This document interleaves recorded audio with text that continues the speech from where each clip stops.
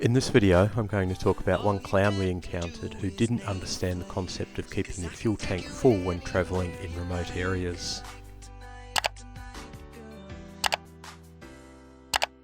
So the story starts in a tiny little town called Aramac, which is in outback Queensland.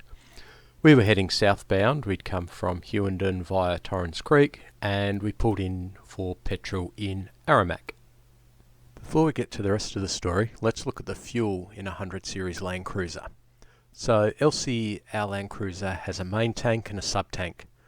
The main tank is 90 litres, the sub-tank holds about 50 litres.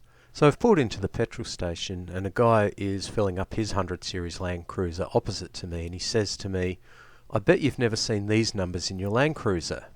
So I sort of looked a bit puzzled and said to him, "What do you mean?" And he said, "Look at the litres in." So when I looked, he had put in just over 130 litres.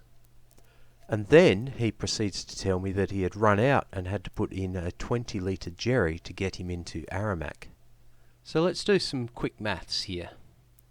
So the guy's run out of fuel, therefore his tank has 0 litres in it. He's put in 20 litres into his tank. He's used 10 of those litres getting from where he filled up his tank into Aramac, which left him about 10 litres in the tank. So the 140 capacity minus the 10 litres equals 130 litres, and that's what he's put into his tank. So you may be asking, big deal, the guy's put in 130 litres, so what? Well, here's the problem. Firstly, Aramac is tiny. Only one petrol station. There is no guarantee they had fuel, and the dude didn't have enough fuel to get anywhere else.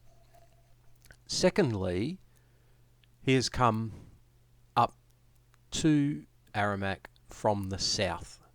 The only town to the south he could have come through was Barcaldine. Now here's where the stupidity comes in. Barcaldine has 4 fuel stations. So this guy is driving on his sub-tank. Mind you, he's run out of fuel on his main tank. He's now on his last 50 litres on his sub-tank. He's gone through a town with the needle hitting empty and then thought, let's keep going. So let's look a bit more at the stupidity of the situation he put himself in. So if we assume that he will get 250 kilometre range on his sub-tank and let's say 50 k's once he reached quarter on the main tank. You get more, but let's go with 50. This circle shows every fuel station within a 300 kilometre radius of where he ran out. That is every fuel station he could have visited once he had reached a quarter tank on the main tank. He had between 8 and 13 fuel stations he could have visited before he ran out. But he didn't. Instead, he chose to run out of fuel on a remote road in the middle of nowhere. So let's have a look at the road, shall we, so we can put this into context. This is pretty remote. There are no amenities, there's very little phone coverage, there is no houses, there is just nothing around for miles.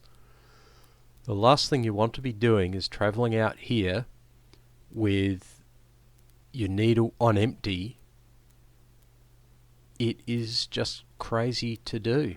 In the best case, his actions were inconsiderate of other travellers who would be stopping their journey to help him out. At worst, it is outright dangerous. Let me know what you think in the comments below.